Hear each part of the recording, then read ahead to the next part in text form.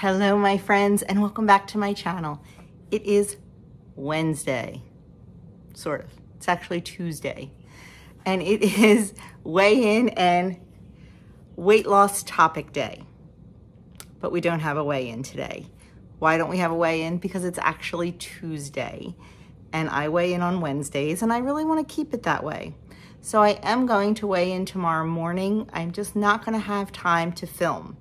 We are going to pick up Adam tomorrow, and we are leaving at 8 a.m. and just not enough time to film, edit, and upload before we leave. And I've tried uploading in the car with a hotspot. Takes too long.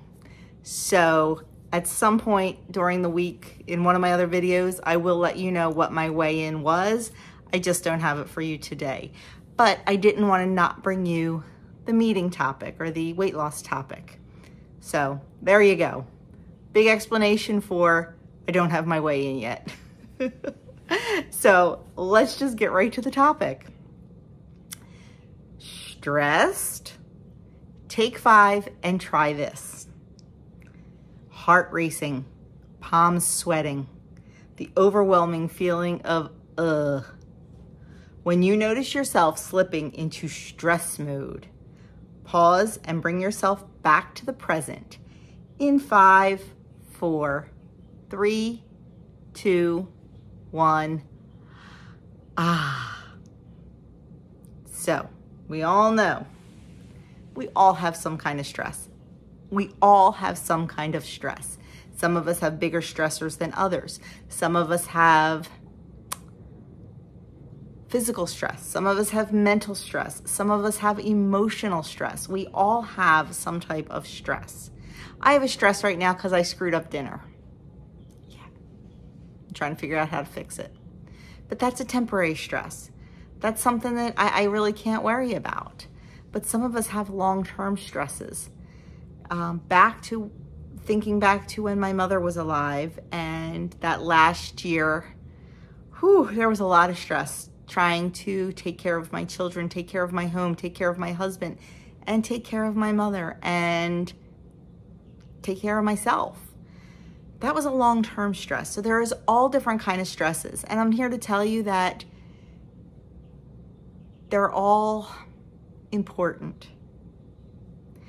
Just because you are going through some little emotional stress or some little temporary stress doesn't mean it's any less to you than it is somebody that's going through a bigger stress. We all handle things differently, and stress is stress. So give yourself a little grace when it comes to stress.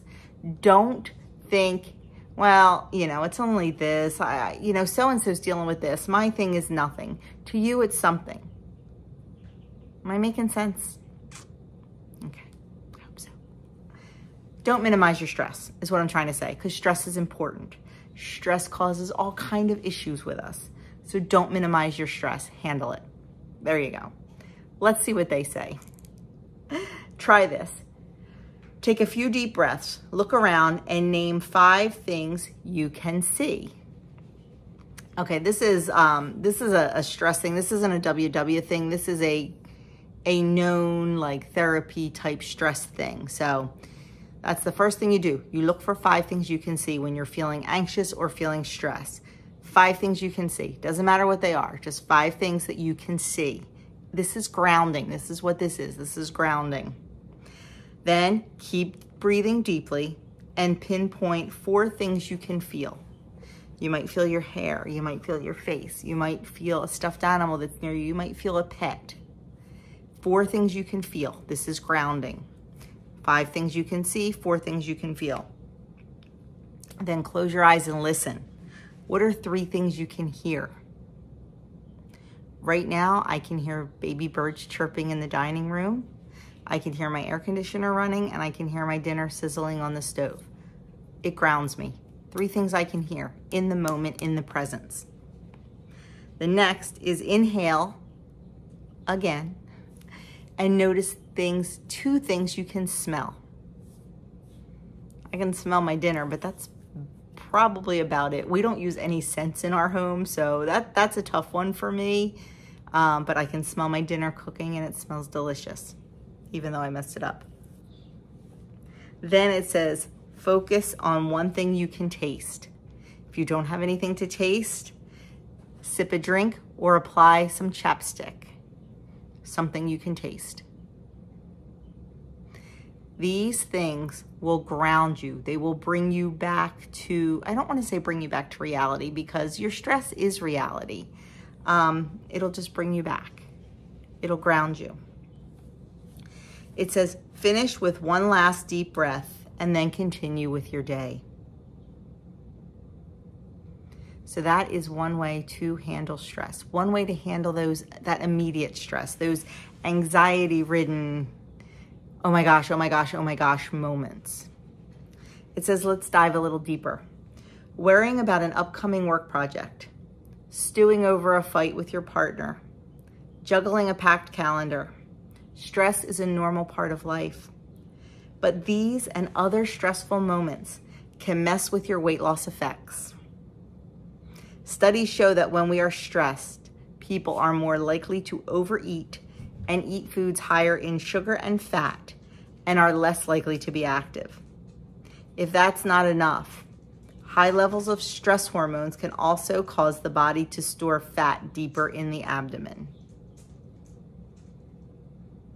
Yes, and stress also messes with your sleep, and sleep messes with your weight loss. It is a vicious circle, my friends, a vicious circle. Before you start picturing what it would be like to go live at a yoga retreat, to go live at a yoga retreat, know that the solution isn't to eliminate all of your stresses, which, let's be real, is impossible. Instead, focus on what you can control, how you react. Mindfulness techniques that anchor you to the present moment can quiet your brain and your body's response, helping to protect you, even if the outside world is feeling a bit chaotic. This shift helps temper the effects of stress and clears your head, so you can keep making choices that support your goals. Go back. Instead, focus on what you can control and how you can react. If you have been here a while, you have heard me say this 1,000 times. Stress does not cause us to eat.